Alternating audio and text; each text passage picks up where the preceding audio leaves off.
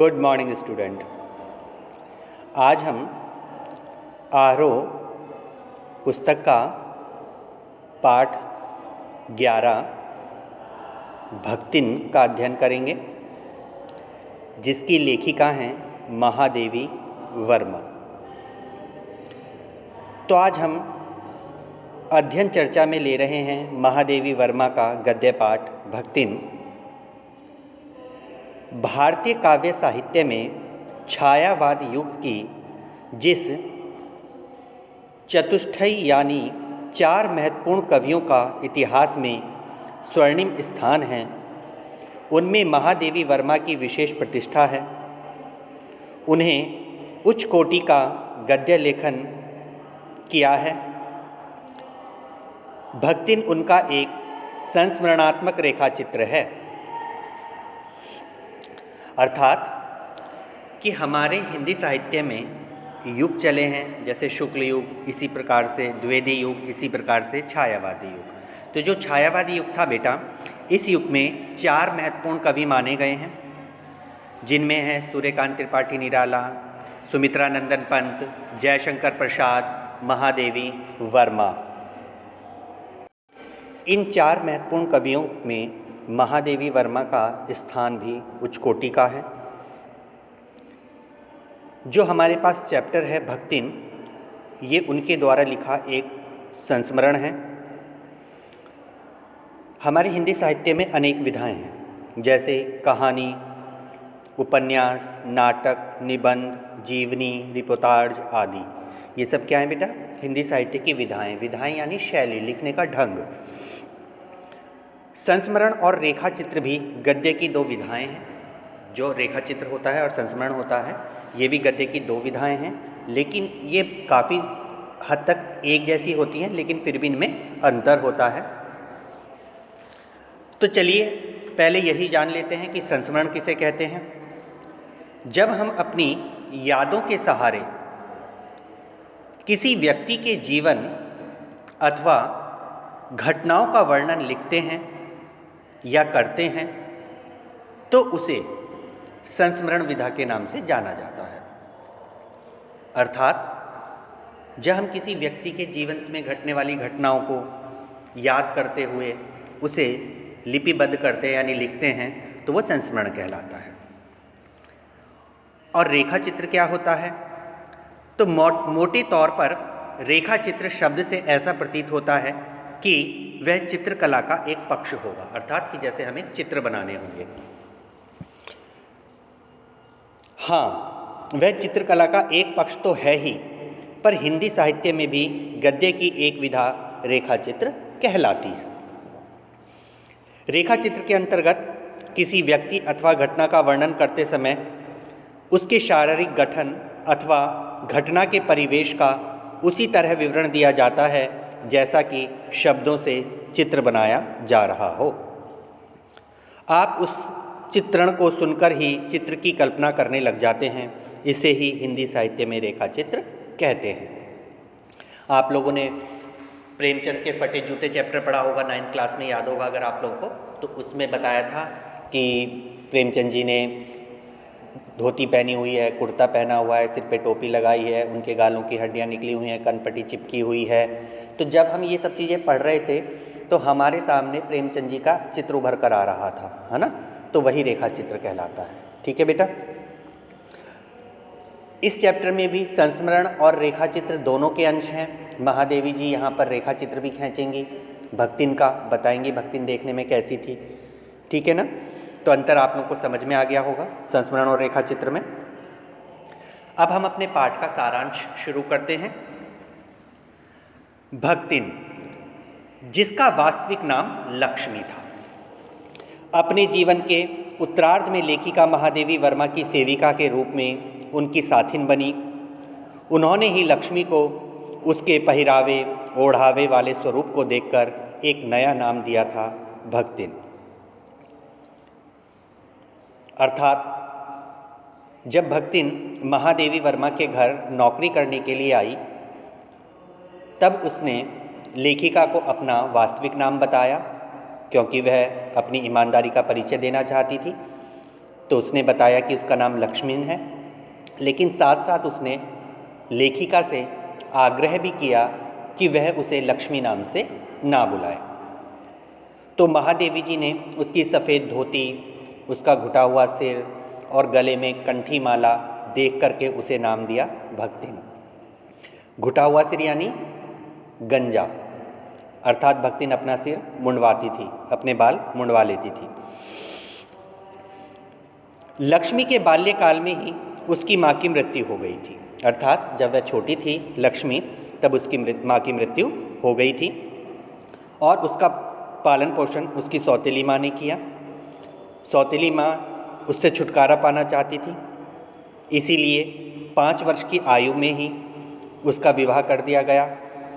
और जब भक्तिन 9 वर्ष की हुई, अर्थात लक्ष्मी 9 वर्ष की हुई, तो उसका गौना कर दिया गया। गौना यानी विदाई कर दी गई, उसको ससुराल भेज दिया गया। लक्ष्मी की 3 बेटियां थीं, अर्थात लक्ष्मी ने ससुराल में 3 बेटियों को जन्म दिया। बेटियों को जन्म देने के कारण ही उसे अपनी सास और जेठानियों की उपेक्षा और प्रताड़ना का शिकार होना पड़ा, क्योंकि इस जेठानियों के पास बेटे थे, सास के भी 3 बेटे थे, लेकिन अकेली भक्तिन ऐसी थी जिसकी 3 बेटियां हुई। 3 बेटियां होने के कारण उसकी सास और जेठानियां हमेशा उसके साथ उपेक्षा का व्यवहार करती थीं, उसको प्रताड़ित किया करती थीं। सास और जेठानियां तो मज़े से आराम फरमाती थीं और भक्तिन तथा उसकी नन्ही बेटियों को घर का सारा काम करना पड़ता, खेतों का सारा काम करना पड़ता। इस प्रकार ससुराल में भक्तिन पर काफ़ी अत्याचार होता था। गनीमत यह थी कि लक्ष्मी का पति उसे बहुत चाहता था। बस एक अच्छी बात थी उसके ससुराल में कि उसका पति उससे बहुत प्रेम किया करता था। अपने पति के स्नेह के बल पर ही लक्ष्मी में साहस बना रहा। उसने ससुराल वालों से अलग होकर अपना खुद का घर बना लिया और उसमें पति के साथ रहने लगी थी। अलग होने से के लिए भक्तिन ने अपने पति को मना लिया था, क्योंकि खेतों का सारा काम, घर का सारा काम भक्तिन करती थी। तो भक्तिन को ये पता था कि कौन सी चीज़ें अच्छी हैं, कौन से खेत उपजाऊ हैं, कौन से पेड़ अच्छा फल देते हैं, कौन सी गाय दूध देती है, ये सारी बातें भक्तिन को पता थी। लेकिन भक्तिन साथ साथ यह भी जानती थी कि जब वह अलग होते समय इन सामानों को मांगेगी तो उसके ससुराल वाले उसको वो सामान नहीं देंगे। इसलिए भक्तिन ने वो सामान मांगा जो बेकार था और उसकी सोच के अनुसार बिल्कुल सही हुआ। ससुराल वालों ने वही सामान उसे नहीं दिया जो उसने मांगा, वो सब उन्होंने अपने पास रखा और भक्तिन को वो सामान दिया जो वो चाहती थी, यानी वो जो छोड़ना चाहती थी। इस प्रकार भक्तिन के पास उपजाऊ खेत आ गए, फलदार पेड़ आ गए, दूध देने वाली गायें आ गईं और पति पत्नी दोनों मेहनती थे, लड़कियां मेहनती थीं, जिसके बलबूते पर उनका घर अन्न धन से भर गया, खूब सुख से उनका जीवन बीतने लगा। किंतु यह सुख ज़्यादा दिनों तक उसे नसीब नहीं हुआ। अल्प आयु में ही उसके पति की मृत्यु हो गई, अर्थात भक्तिन का जो पति था वह मर गया। अब उसके ससुराल वाले लक्ष्मण की दूसरी शादी करने के लिए सोचने लगे। वो क्योंकि उसकी संपत्ति हड़पना चाहते थे भक्तिन की, इसीलिए वह भक्तिन पर जोर डाल रहे थे कि वह दूसरी शादी कर ले। लेकिन भक्तिन ने दूसरी शादी करने से मना कर दिया। अपनी दूसरी शादी से बचने के लिए लक्ष्मी ने यह उपाय निकाला कि उसने अपने केश मुंडवा लिए, अर्थात उसने अपना सिर मुंडवा लिया, वो गंजी हो गई और सन्यासियों जैसा वेश धारण कर लिया। लेखिका कहती है, लक्ष्मी एक अद्वैत व्यक्तित्व वाली स्त्री है। वह स्वाभिमानी, संघर्षशील, कर्मठ और दृढ़ संकल्पों से भरी हुई है। यही वे अस्त्र हैं जो एक असहाय स्त्री को ताकतवर बनाते हैं। तो ये सारी विशेषता हैं लक्ष्मी के व्यक्तित्व की कि वह स्वाभिमानी है, संघर्षशील है, कर्मठ है और दृढ़ संकल्पों वाली है। इन्हीं गुणों के सहारे वह पितृसत्तात्मक मान्यताओं और छल कपट से भरे समाज में अपने और अपनी बेटियों के हक की लड़ाई लड़ती है। घर गृहस्थी संभालने के लिए उसने अपनी बड़ी बेटी और दामाद को अपने पास बुला लिया। अब उसने क्या किया, अपने घर गृहस्थी को संभालने के लिए, अपनी जायदाद को संभालने के लिए अपनी बड़ी बेटी को अपने घर बुला लिया और उसके पति को घर जमाई रख लिया। पर लक्ष्मी का दुर्भाग्य, जो उसका पीछा ही नहीं छोड़ रहा था, अचानक ही उसके दामाद की भी मृत्यु हो गई। एक बार फिर से वो लोग बेसहारा हो गए। बेसहारा हो जाने पर लक्ष्मी उर्फ भक्तिन के मृत पति के बड़े भाई अर्थात उसका जो जेठ था और उसके लड़के ने साजिश रची और भक्तिन की विधवा बेटी का विवाह जबरदस्ती अपने साले से करा दिया, जिसे अपने निठल्लेपन के साथ तीतरबाजी का भी शौक था। अर्थात भक्तिन की बेटी की शादी जिस लड़के से हुई वह निठल्ला था, कामचोर था।